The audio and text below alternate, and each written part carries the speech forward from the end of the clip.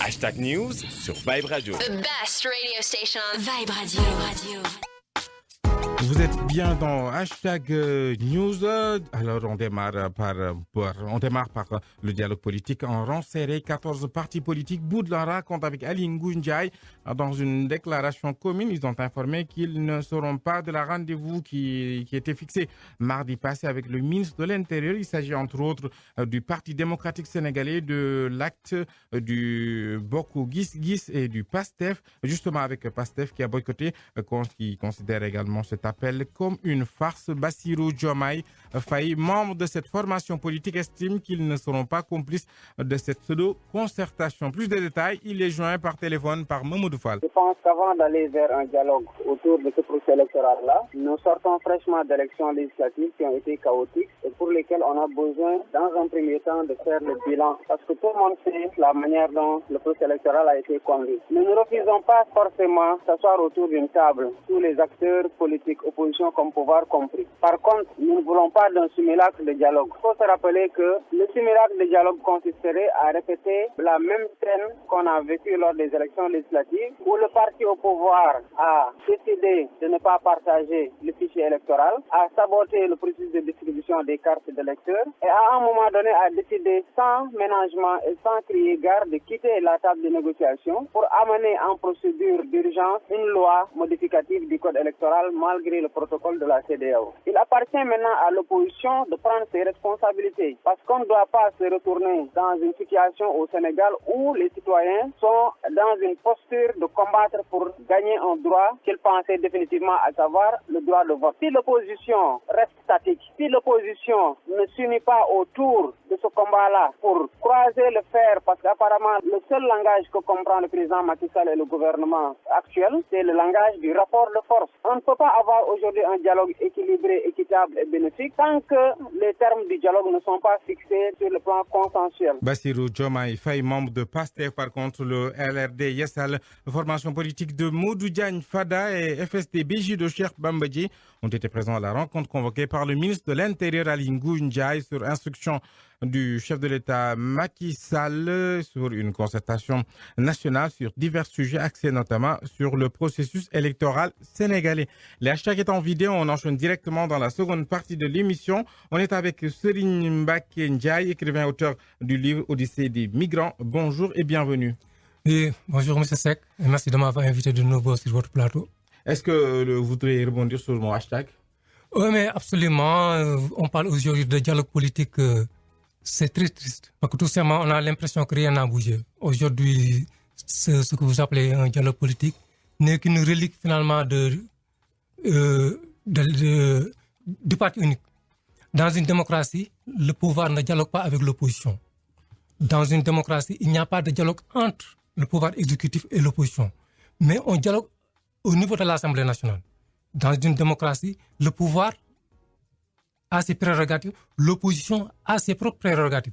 Donc chaque parti respecte les dispositions, les prérogatives de l'autre. Mais quand un pouvoir en arrive à parler de dialogue, c'est comme si on se trouve aujourd'hui au Togo ou bien dans la République démocratique du Congo ou bien dans d'autres démocraties bananières. Malheureusement, c'est triste que le Sénégal, malheureusement, bien connu une alternance démocratique en 2000, finalement, rien n'a absolument changé. Avant d'entrer dans le vif du série, on suit un micro-trottoir sur ce que pensent les Sénégalais de cette ruée vers la Méditerranée, notamment avec la vente de migrants. On est unanime, il faudra ramener au pays plus vite ses citoyens. On suit cette vox populaire réalisée par Mamadou Fall. En tant que père de famille, il n'y a que, malheureusement, qui ne souhaite pas avoir ses enfants à côté de lui. Quand on voit toutes ces images sur le net, quand on entend, malheureusement, on n'a que les yeux plutôt pour pleurer, surtout devant cette désolation de voir que, en fait, nos enfants quittent pour aller vers un avenir soit meilleur, mais avec un parcours déjà passé par le désert, passé par mille trucs et arrivé à être vendu. C'est une désolation. Moi, en tant que père de famille, tout ce que je peux dire, c'est que un enfant, il est cher.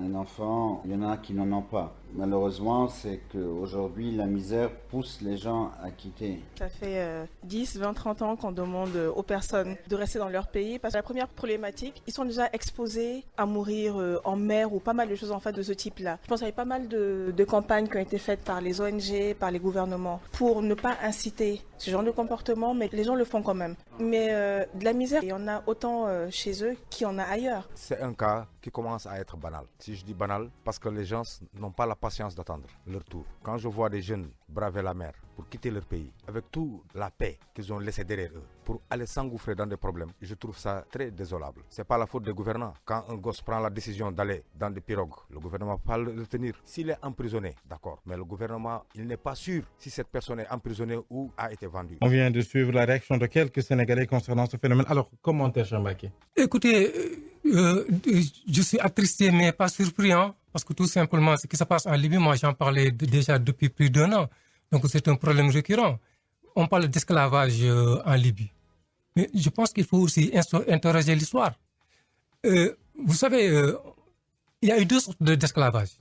Il y a eu l'esclavage transatlantique, qui était du fait d'abord d'Henri le Navigateur, à la seconde moitié du XVe siècle.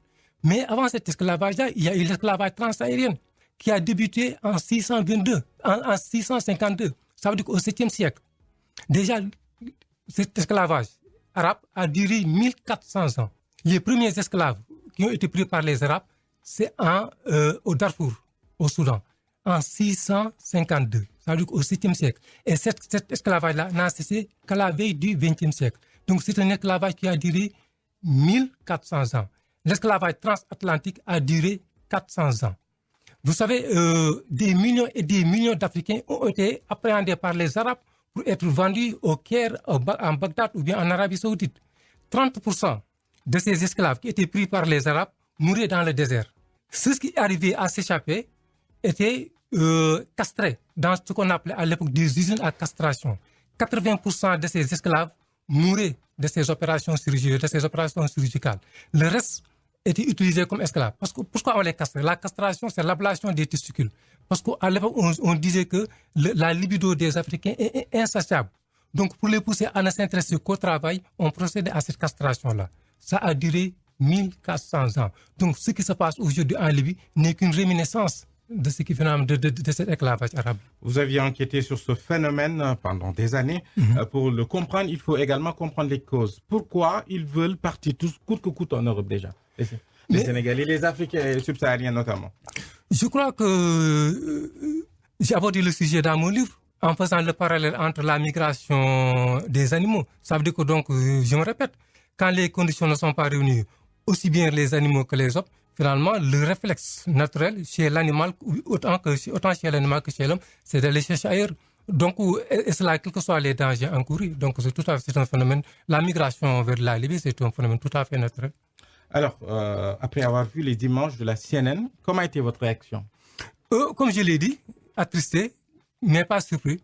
Tout simplement parce que pour essayer de comprendre le phénomène, ça dure depuis très longtemps. Mais c'est un phénomène qui s'est accéléré. Pour comprendre pourquoi ça s'est accéléré ces temps-ci, il faut simplement interroger la géographie et l'actualité. Les Européens, pour mettre un terme à cette migration-là, ont signé 2 traités. D'abord, le premier traité qui a été signé par l'intermédiaire de M. Minuti, le ministre italien de l'Intérieur, avec les autorités centrales de la Libye, dirigées par Al-Sarraj. Donc, ils ont formé des gardes-côtes libyens pendant 6 mois en Italie. On leur a doté de moyens maritimes.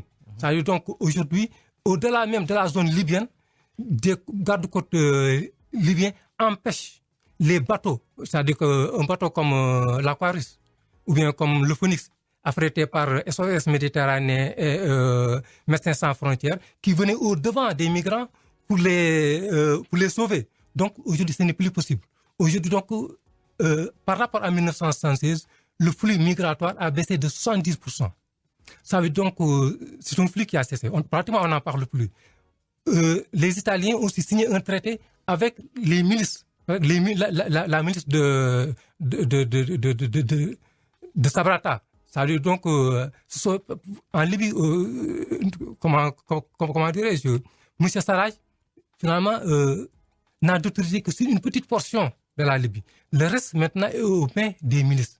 Le ministre de Sabrata, ministre de Serrata, donc, etc. Donc, c'est avec ces ministres-là que les autorités italiennes ont signé des traités pour stopper cette migration. Donc, aujourd'hui, 400 000 migrants sont aujourd'hui confinés en Libye. Qu'est-ce qu'ils vont en faire? Finalement, ils les ont vendus en esclavage. Alors, comment en est-on arrivé là? Bon, très simplement parce que tout simplement, les gens se focalisent aujourd'hui sur les Libyens. Aujourd'hui, je pense que, pour moi, ils se trompent de cible. La véritable cible, ce n'est pourquoi les Arabes vendent des Noirs. Mais la véritable question, c'est pourquoi les Africains vont en Libye? Je pense que pour moi, c'est ça la véritable question. Libye, c'est la porte d'Europe aussi, hein? En Europe, il y a 3 portes. 3 portes principales. La première porte, c'est d'abord la Turquie. Pour les migrants qui viennent de l'Irak, de la Syrie et du Liban. Donc, souvent, ils passent par la Turquie. Donc, qui est chargé de garder cette porte-là? C'est M. Erdogan. La deuxième porte, c'est le Maroc, notamment par les îles Canaries ou bien Ceuta et Melilla. Qui est chargé de garder cette porte-là? C'est Mohamed VI. La troisième porte, c'est la Libye. Parce que à partir de Sabrata jusqu'aux les îles de Lampedusa, il y a 292 km. Donc, ce n'est pas cette porte-là que passent aujourd'hui les Libyens. Qui était chargé de garder cette porte-là? C'est Mouammar Kadhafi. Pour ce qui concerne Mohamed VI, c'est normal. C'est un gars équilibré, un dirigeant respectable. Donc, qui s'acquiert peu ou prou de son travail. Donc, il empêche les migrants africains de passer par le Maroc. Il réussit peu ou prou. Mais les deux autres, Kadhafi et Erdogan, ce sont des gens irascibles, imprévisibles. Souvent, ils font chantage sur les Européens par le biais des migrants pour obtenir des avantages. C'est ce que faisait Kadhafi. Pendant longtemps, Kadhafi a construit énormément d'immeubles. J'ai rencontré des migrants en Côte d'Ivoire qui ont été en Libye du temps de Kadhafi. Kadhafi construisait des immeubles. Bon, pour chaque immeuble, il y a 3 nationalités. Par exemple, pour le cas des Sénégalais, ce sont les Sénégalais, les Maliens et les Guinéens qui partageaient le même immeuble. Donc, il y a énormément de... Pourquoi Kadhafi a tiré ces migrants vers la Libye? C'est pour en faire des monnaies d'échange, des monnaies de chantage sur les Européens. Chaque fois qu'il était en bisbille avec les Européens, il ouvrait les vannes. Ça veut dire donc Kadhafi faisait pression sur les banques libyennes qui prêtaient de l'argent aux jeunes Libyens qui allaient acheter des Zodiac. Vous comprenez le scénario? Donc, c'est une chaîne. Donc, c'est une chaîne. Donc, chaque fois que Kadhafi était en bisbille avec les Européens, finalement, il ouvrait les vannes, faisait venir des migrants du Niger ou bien de la Tunisie. Forcer les banques libyennes à prêter de l'argent aux jeunes Libyens qui achetaient des Zodiac. Pour devenir des passeurs. Mais voilà, pour devenir des passeurs. Ben, devant cette pression-là, souvent les Européens étaient obligés finalement tout simplement de satisfaire aux besoins de Kadhafi. Est-ce qu'il en a marre? Finalement, c'est ce qui a expliqué, on ne le dit pas, pourquoi Kadhafi finalement a été assassiné. D'abord, pour arrêter, stopper ce chantage des migrants, ensuite pour le pétrole libyen. Voilà les causes profondes finalement qui ont causé la perte de Kadhafi. Je rappelle qu'on est avec Serigne Mbacké Ndiaye qui est l'auteur du livre Odyssée des migrants. Vous êtes toujours dans Hashtag News. On marque une petite pause et on revient. Hashtag News, c'est l'info avec la rédaction sur Vibe Radio. Vibe Radio. Hashtag News sur Vibe Radio. The best radio station on Vibe Radio. Pour ceux qui viennent de nous prendre en cours, c'est Hashtag News 102.3 sur Vibe Radio. On a comme invité Serigne Mbacké Ndiaye qui est écrivain, auteur du livre Odyssée des migrants. Alors, on va revenir un peu au Sénégal avec la forte mobilisation qu'il y a eu autour. Mais concrètement et pertinemment, est-ce qu'organiser des marches peut être un début de solution? Organiser des marches, c'est finalement mettre le chapeau, c'est mettre la faute sur le dos des Libyens. Parce que ce n'est pas leur faute. Les Libyens n'ont fait que profiter d'une situation. Une situation favorisée, d'abord, par... Mais ils ne sont pas également exempts de reproches, les Libyens. Ils ne sont pas exempts de reproches. Mais si les chefs d'État africains avaient bien géré leur pays, aujourd'hui, les jeunes n'auraient pas eu besoin d'aller à Libye et se faire vendre comme des esclaves. Donc, le principal problème, la principale cible, ce ne sont pas les Libyens. Je pense que ce sont les chefs d'État africains. Alors, qu'est-ce que vous attendez des autorités, notamment les chefs d'État africains? Des chefs d'État africains, pas grand-chose. Parce que je pense que malheureusement aujourd'hui, les migrants sont pris entre l'étau des chefs d'État africains qui ont créé les conditions pour qu'ils partent et les chefs d'État européens qui ont créé les conditions pour qu'ils n'arrivent pas. Les uns ont tout fait pour que les gens partent, les autres ont tout fait pour qu'ils n'arrivent pas à destination les Libyes. Donc finalement, les migrants africains se retrouvent entre ces deux chefs d'État. D'ailleurs, bien sûr, ils vont crier avec les loups. Vous avez entendu Macky Sall, vous avez entendu Youssoufou, donc vous avez entendu Macron, tout d'autres, et d'autres aussi, vous avez entendu l'ONU. Alors que si Nicolas Sarkozy et Tony Blair ont assassiné Kadhafi, c'est avec l'aval de l'ONU. Aujourd'hui, donc, ils ont tous créé les conditions pour que cette situation ignoble se produise. Et maintenant, ils vont crier avec les loups. Donc, alors, l'OIM n'est-elle pas responsable, d'autant plus que l'OIM, en principe, devait savoir ce qui se passe. Mais il a fallu qu'une vidéo de CNN sorte afin que l'opinion publique puisse savoir ce qui se passe réellement. Mais ce qui se passe ne procède pas de la génération spontanée. La plupart des migrants l'ont dit. Ça fait ça de 2010, 2011, 2012. Ça, c'est juste une vidéo. Donc la situation a démarré depuis très longtemps. Et pourquoi l'OIM a été silencieuse aussi? Mais tout simplement, je pense que tout le monde a parlé. Je pense que le cadre de l'OIM n'est pas une justice. C'est une organisation... Mais qui appartient à l'ONU également. Mais qui appartient à l'ONU, mais qui fait ce qu'elle peut. Énormément de migrants africains aujourd'hui étaient rapatriés grâce à l'OIM. La Libye est un pays déstructuré. L'OIM n'a pas la possibilité de visiter toutes les prisons, tous les entrepôts en Libye pour essayer de sortir. Elle fait ce qu'elle peut. Par exemple, en 2016, sur les 3600 migrants africains profilés par l'OIM, 1301 sont sénégalais. Le Sénégal était deuxième derrière la Guinée-Conakry. En 2017, le Sénégal est premier avec 1101 déjà migrants profilés par l'Organisation internationale de la migration. Et ce que vous ne savez pas, c'est qu'il y a plus de migrants qui meurent en Libye qu'en mer. Donc, énormément de migrants aujourd'hui meurent en Libye, sur terre que sur mer. Donc ça, on en parle. Mais comment faire déjà pour rapatrier les Sénégalais? Rapatrier les Sénégalais, ça ne résoudra pas le problème. Tant que les conditions qui ont causé leur départ... Mais d'abord, comment rapatrier maintenant? Parce que pour les rapatrier, déjà, c'est un problème. Pour savoir où ils sont, c'est un problème. Comment faire? Parce qu'actuellement, en Libye, c'est la pagaille. Il n'y a pas d'autorité centrale. Je ne crois pas qu'il y ait des ambassades en Libye. Non, le Sénégal n'a pas de représentation. Mais voilà, donc, chaque milice, chaque groupuscule armé a sa portion de terre. Donc, sur lesquelles elle fait exercer ses propres lois. Donc, c'est une sorte c'est la pagaille en Libye. Maintenant, comment identifier tous les Sénégalais qui sont en Libye? Où les chercher? Toute la question est là. Donc, bien sûr, c'est le rôle de l'Organisation internationale des migrations et je pense qu'elle fait déjà un travail extraordinaire. C'est l'État du Sénégal dans tout ça. C'est les citoyens sénégalais après tout. Bien sûr. Donc, le rôle de Macky Sall aujourd'hui, c'est essayer de rapatrier les Sénégalais. Bon, peut-être qu'ils vont faire ce qu'ils peuvent. Mais est-ce qu'ils peuvent rapatrier tous les Sénégalais? Est-ce qu'ils peuvent les identifier? Est-ce qu'ils savent où se trouvent tous ces Sénégalais-là? Finalement, non. Je pense qu'on va en rapatrier d'autres, alors que d'autres, malheureusement, continuent de croupir ou bien de mourir dans le désert libyen. Dans le désert libyen, le problème est toujours entier. Est-ce que vous êtes optimiste, vu la situation, le contexte également? Non, parce que tout simplement, aujourd'hui, nous sommes en train de causer des conséquences et non pas des causes profondes. Finalement, vous voyez, nous sommes en train de parler des symptômes et non pas de la source du mal. Tant qu'on sera absorbé par les symptômes, finalement, on ne résout pas le problème. Finalement, aujourd'hui, nous sommes en aval au lieu d'aller en amont. Alors, quelles sont les solutions, à votre avis? Les solutions, d'abord, il faut mettre des mots sur les mots. Qu'est-ce qui a causé ces problèmes? Donc, il faut régler le problème à la source. Alors, expliquez-nous. Tout simplement, pour moi, en ce qui me concerne, il y a 3 causes.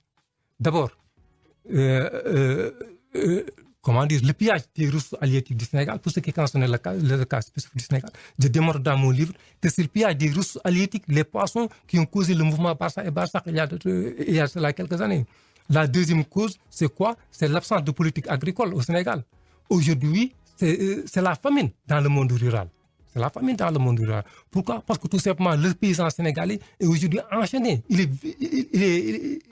est victime de la dictature des saisons. Ça veut dire qu'au Sénégal, on ne récolte qu'une seule fois. Non. Je dis dans mon livre... La saison de pluie qui dure même pas 3 mois. Mais voilà, comment peut-on ne récolter qu'une seule fois par an et ensuite promettre l'autosuffisance alimentaire? Pour qu'il y ait une autosuffisance alimentaire, il faut d'abord qu'il y ait une maîtrise de l'eau. Pour qu'il y ait une maîtrise de l'eau, il faut qu'il y ait un système d'irrigation qui permet finalement aux paysans d'être libérés de la dictature des saisons. Donc, il faut d'abord une politique agricole qui sauve le paysan sénégalais d'abord de la pauvreté, ensuite de la famine, pour l'obliger, pour le convaincre de rester sur son terroir. Alors, on est presque à la fin de l'émission, mais il y a encore quelques questions. Vous n'avez pas peur d'une récupération, que ce soit politique ou bien, je ne sais pas, de cette situation? Parce que tout le monde en parle, mais finalement, c'est l'inaction. Toutes ces réactions sont nées de l'émotion.